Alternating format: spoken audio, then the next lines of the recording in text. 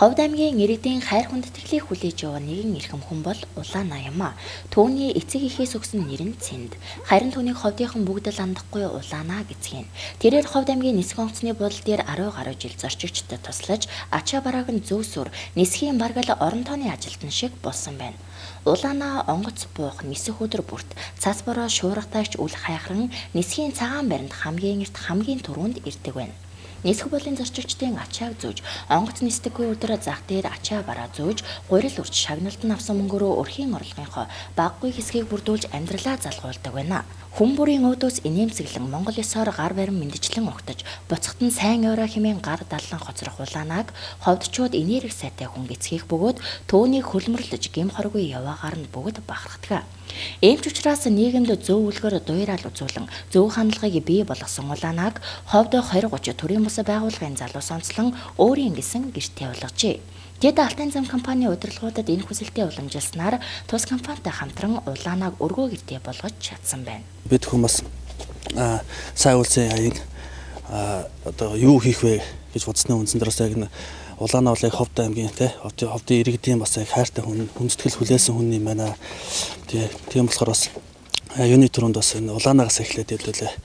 Бас энэ сайн хүлсэн Улаанагаар эхлүүлэе гэж бид ярилцсан. 20-30 клубын залуустайгаа хамтраад манай Алтан зам компани зүгээс Улаанад өнөөдөр шинэ жилийн босгон дээр сайхан ийм өргөө цагаан гэрээ бэлгэлж байна. Тийм бид нэр цааш ч гэсэн иймэрхүү сайн үлсэн ажлыг олон удаа бас хамтарч зохион байгуулнаа.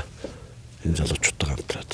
Улаанагийн нас бараг 40 хүрч байгаа боловч түүний сэтгэхүй яг л хүүхдээрээ. Гэртээ босондоо магнаа хагартлаа баярлаж бас засаж өгсөн гацуурыг нь хараад л хөөрцөглөн. Тэрээр худал хийлж хулгай хийхгүй хөлмөрлөөд л амьдрал сайхан. Би ажил хийх дуртай гэж ярих нь хүн бүрийн бахархлыг төрүүлдэг байна. Өчтөр би баяртай өчтөр бүү баяр. Нөгөө гэр ирнэхээр баярлал ингээл сэтгэл хөөрөд жоохон санаа ороод жоохон бас үйлчлээ сэтгэл хөөр тийм ээ. Ийм гоё ихтэйсэн баяр хэрэгээ. Олон түмэн ингээд энэ хүдийн цайхан өргөө цагаан гэр өгчөөд маш их баяртай. Хулгай хийж болохгүй худал хийж. Тэрэм нүгэл. Худлаа хийж болохгүй. Тэг ажил хийж байвал сайн хамгийн сайн. Хүмүүс намайг хүндэлдэг энэ Улаана нисгтэр байдаг юм аа гэж. Тэгээд би дандаа нисгтэр байдаг болохоор ажил хийдэг. Тэгэл хүмүүс намайг дандаа Улаана нисгтэр байд юм биш тэгэл тэгэлдэг.